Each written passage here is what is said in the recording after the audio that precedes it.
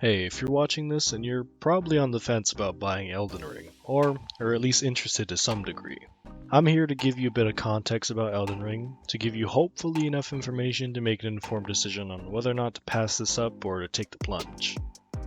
First off, let's talk about difficulty. A lot of people are turned off in this series because of From Software's reputation of making insanely challenging games that only appeal to people that like to hurt themselves. While that's partly true, I think most people confuse challenge with unfairness. Now, I would be lying if I said that Elden Ring isn't difficult at times. Difficult, but not wholly unfair. Elden Ring and most of the Souls and Souls-like games just hold you to a higher standard. Other games allow you to brute force situations and mindlessly plow through almost any situation that you can encounter. And while this is by no means a bad thing, it is simply not how From Software does things.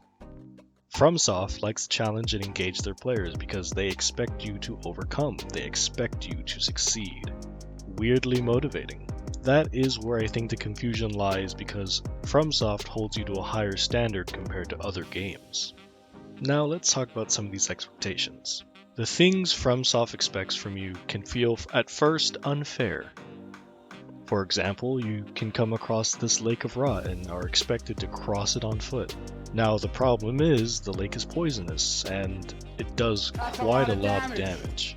I mean, just look at this, I have a pretty chunky HP bar and it still eats through it like nothing. Imagine what it must be like for somebody with less HP than me. Another example is the Godskin Noble.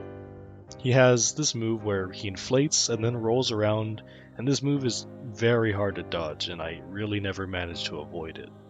Now, I did get him stuck on a pillar, but it didn't last, and eventually it did end up hitting me. As you can see, it does insane amounts of damage, forcing you to heal or die if he hits you again. Now, this might sound bad, but like I said, you're expected to overcome and succeed. Now, of course, that's easier said than done, but FromSoft gives you the tools to help you should you need it.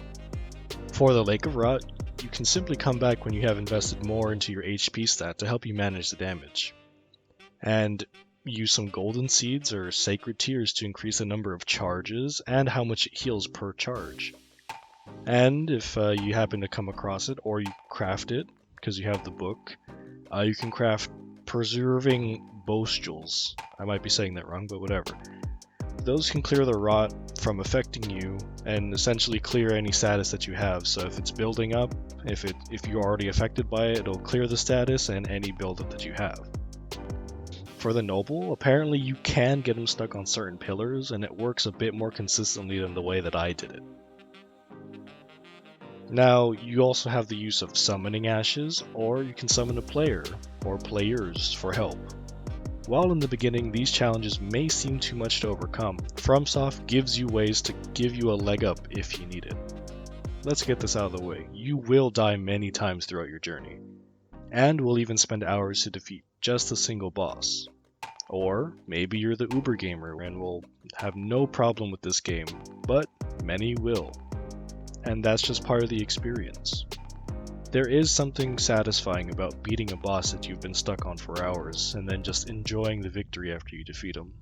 Now, even if you think FromSoft is still asking too much from you, that's completely fine. As, well, after all, even I don't want to play Elden Ring all the time, and sometimes you just want to relax and enjoy a game that doesn't demand too much from you. After all, this video is just to give you some more information so you can make an informed decision. Lastly, if you're wondering if you can play through this with a friend, at least for the main bosses that are required to beat the game, you can. Now for optional bosses or just general exploring, you can bring a buddy along. I won't say that the game is 100% co-opable, but I will say, from what I've seen so far, a majority of the game can be co-opted with a bud if you have one. On a side note, remember to set a password and to activate the summon pool to find your friend's summon sign easier and to actually summon your friend in. Also, remember that while co-oping, you can still be invaded by other players even with a password. But that's all I have for you today. I hope I helped you to make a more informed decision to pass this up or to get it. I would recommend that if you are willing to try and overcome the many challenges in this game, that you should try it. In my opinion, it is worth it. But anyway, I hope to see you in the lands between. And I hope to see you out there, Tarnished.